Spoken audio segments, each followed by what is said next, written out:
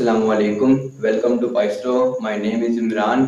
हमारा यूनिवर्स कितना बड़ा है? क्या ये हमेशा से या ऐसा था या इसका कोई ना कोई आगाज था? टाइम क्या है?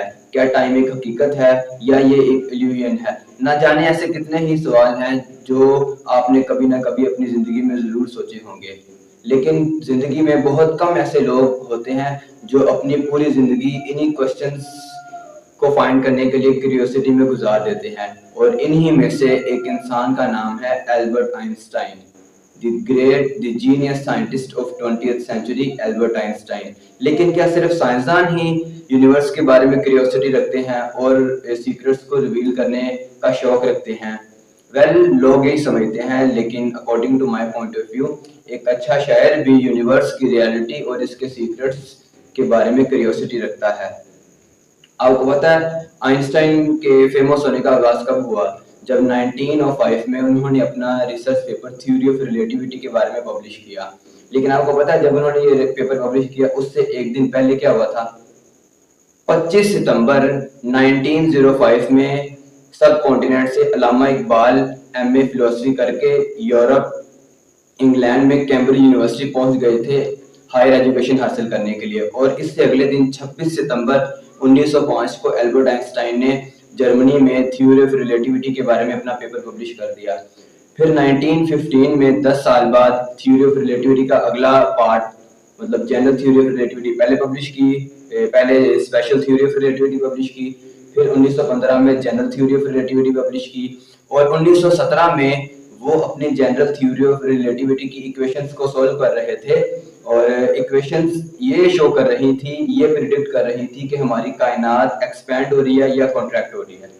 लेकिन आइंस्टाइन जो कि स्टैटिक यूनिवर्स पे बड़ा फर्मली बिलीव करते थे, इसलिए उन्होंने अपनी इक्वेशंस के अंदर एक कॉस्मोलॉजिकल कांस्टेंट लैम्डा यूज किया, और वो इसलिए किया ताकि ये जो इक्वेशंस हैं ये एक स्टैटिक यूनिवर्स को प्रिडिक्ट करें, ना कि एक्सपैंड होते हुए यूनिवर्स को। आइंस्टाइन इसके बहुत खिलाफ थे क्योंकि आइंस्टाइन स्टैटिक यूनिवर्स पर बिलीव करते थे।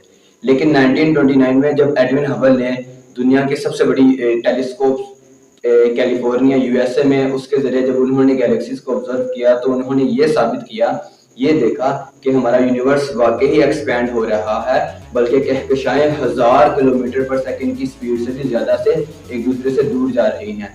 जब आइंस्टाइन को ये पता चला कि प्रूव हो चुका है that universe is not static, it expands with very high speed, तो फिर आइंस्टाइन ने अपनी इस गलती को द बिगेस्ट ब्लंडर करार दिया। लेकिन आपको पता है 1917 में आइंस्टाइन इक्वेशंस को सोल्व कर रहे थे। 1929 के बाद उन्होंने अपनी इस गलती को तस्लीम किया। लेकिन एक्सपेंडिंग यूनिवर्स का जो कॉन्सेप्ट है ये 1929 में तो साबित हुआ था ना, 1929 में एडविन हबल ने बताया था। लेकिन इससे कई साल पहले सब कॉन्टिनेंट में एक शायर, एक बहुत अच्छे और खूबसूरत शायर अल्लामा इकबाल ने अपनी पोइम्स में, अपनी पोइट्री में इसका पहले ही जिक्र कर दिया था, because Iqbal was a philosophical poet. उन्होंने अपनी शायरी में यूनिवर्स के बारे में ये बात पहले ही बता दी थी। 1905 में एल्बर्ट आइंस्टाइन ने थ्योरी ऑफ रिलेटिविटी पब्लिश की।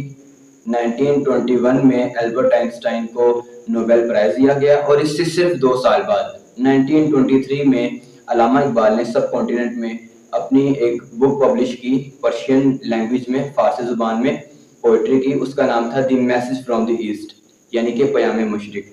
और इस पोइम में उन्होंने एक तो आइंस्टाइन के बारे में पोइम भी लिखी, because Iqbal was thoroughly inspired by Einstein. Einstein के बारे में एक पोइम भी उसमें लिखी, बाकी फिलोसफर्स के बारे में भी लिखी जो यूरोप के थे। और इसके अलावा अल्लामा इकबाल ने इस बुक के अंदर यूनिवर्स के बारे में वो बात बताई जो कि 6-7 साल बाद एडविन हबल ने टेलीस्कोप्स के जरिए साबित की। अल्लामा इकबाल ने वो पहले ही बता दी थी एक्सपेंडिंग यूनिवर्स के बारे में। मुमकिन है कि 1923 से पहले भी अल्लामा इकबाल ने इसके बारे में कुछ पोइम्स या कुछ इशार कहे हों, और उनमें से मुझे एक शेर आता भी है, लेकिन मुझे ये कंफर्म नहीं है कि वो 1923 से पहले की पोइट्री है या 1923 के बाद बात की है। खैर 1923 में जो अल्लामा इकबाल ने एक्सपेंडिंग यूनिवर्स का कॉन्सेप्ट पेश किया, जो कि आइंस्टाइन के बिल्कुल अपोजिट था, वो मैं आपको बता देता हूँ। पिछली वीडियो में जो मैंने कुछ दिन पहले अपलोड की थी, 10-11 दिन पहले, शॉर्ट वीडियो, उसमें एक भाई ने कमेंट किया था کہ بھائی یہ جو علامہ اقبال کے ریئل اشعار ہیں ان کو آپ اصل لینگویج میں سنیں، کیونکہ میں نے اس ویڈیو میں علامہ اقبال کے 2 اشعار انگلش میں ٹرانسلیٹ کر کے سنائے تھے، اور اب بھی میں انگلش میں ٹرانسلیٹ کر کے پلس ان کی اوریجنل زبان والے اشعار آپ کو سناتا ہوں۔ 1923 میں the message from the east میں علامہ اقبال نے فرمایا تھا Our universe is so infinite that it has no boundaries, it floats like a fish in the sea of time.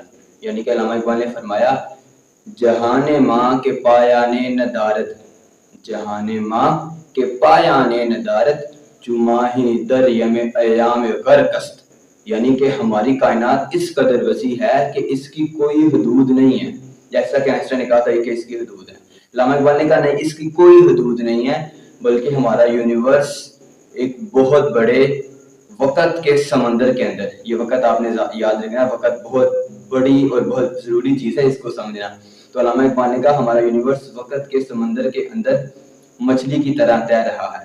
اس کے علاوہ علامہ اقبال نے 1935 میں ایڈون ہبل کی ڈسکوری کے بعد اپنی اردو کے اقبال کی کتاب ہے بال جبریل، یعنی کہ دی ونگز آف جبریل، اس میں علامہ اقبال نے ایک پوائم لکھی جو کہ میری فیوریٹ ترین پوائم ہے، اس کا نام ہے دی ساکی نامہ، اردو میں تقریباً یہ پوائم ہے، اور اس کے 99 غالباً اشعار ہیں۔